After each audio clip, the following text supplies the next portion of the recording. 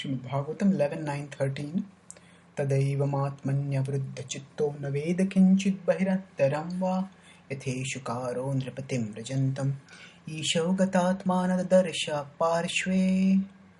So, here, how absorption in spiritual reality, specifically in Krishna, leads to liberation from material existence, even while one is in material existence, is being demonstrated through a seemingly mundane example. Tadaiva matman tadaeva. Tadeva is when, what was talked about in the previous verse, that when the mind has become fixed on the Lord, on the Atmanya avruddha chitto. So, on the Supreme Lord, avruddha chitto. So, it can, Atmani can also refer to the soul. Basically, it refers to the spiritual reality. Once the consciousness becomes fixed on spiritual reality, naveda kinchid bahirantaram. At that time, one is no longer aware of externals or internals. Naveda kinchid. One is not even slightly aware of this. Why not? That which is external, that is internal. That means what? Now, actually external to us is physical material existence. Internal to us is mental material existence. And we ourselves exist at the level of spiritual existence. So what happens is that the soul becomes freed. Naveda kinchit bahirantaram va. And when it's absorbed in the Supreme Lord, then neither the external nor internal material existence can distract us. Yathe shukaro nrupatim rajantam. Yatha, as the example is given, ishakaro. Isha means arrows. Ishu, actually Isha means a controller. It's like we have Isha Upanishad, but here the word is Ishu. So Ishukaro refers to one who is the maker of arrows. Tripatim Rajantam.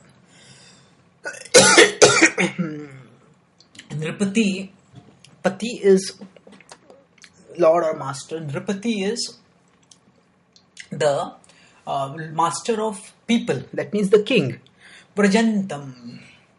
When the king was moving by, Ishau Gatatma. Ishau means in the arrow, Gata Atma.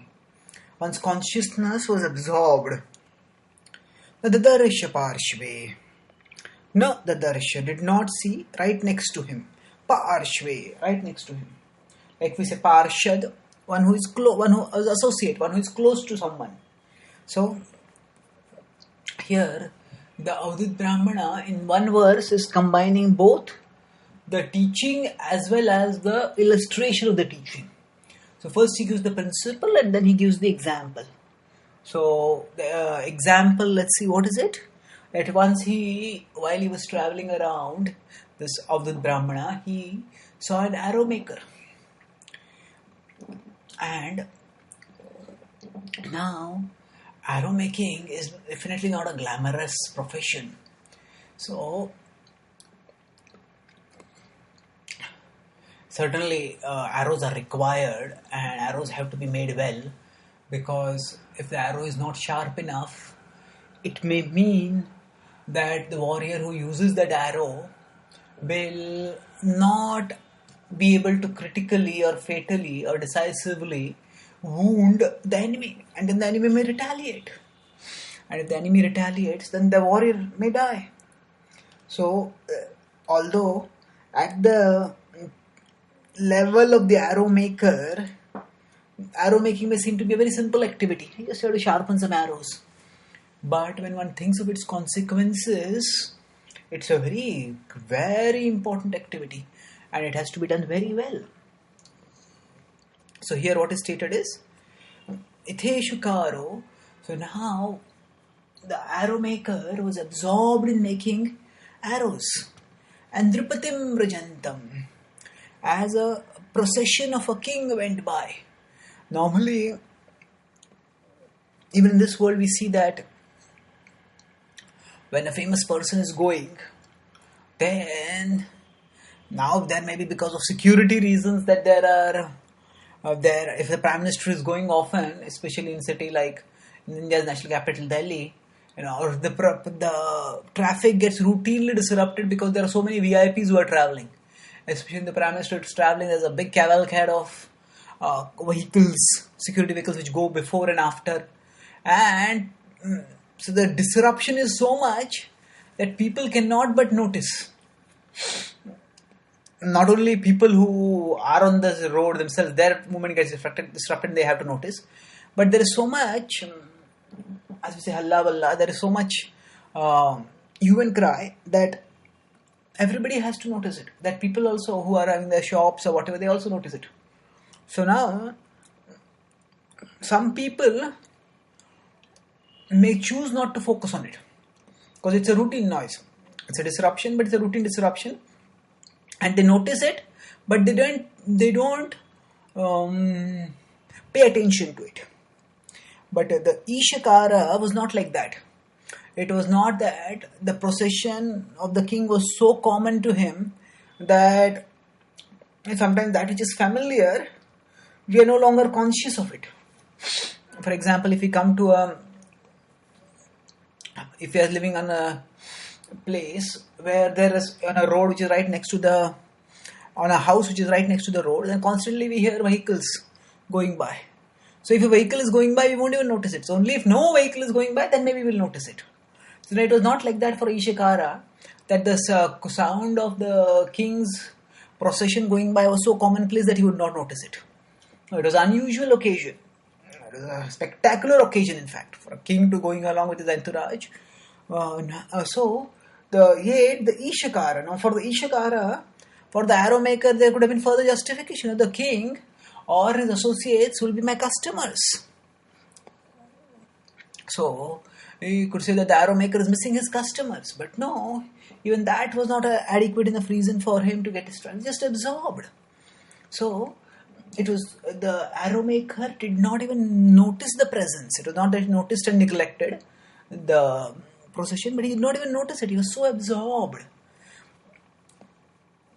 And what is significant is the Avdut Brahmana.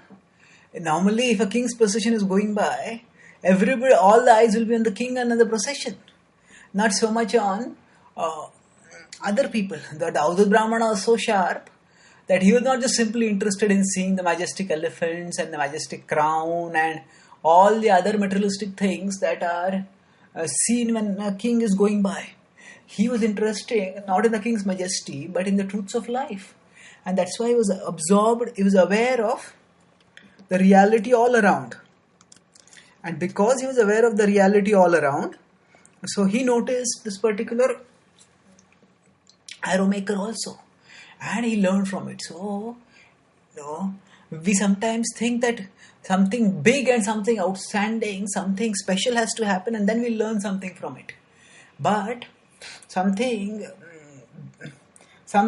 big that happens may not teach us something as valuable as something small that would otherwise go just below our radar, while something big had consumed all our consciousness.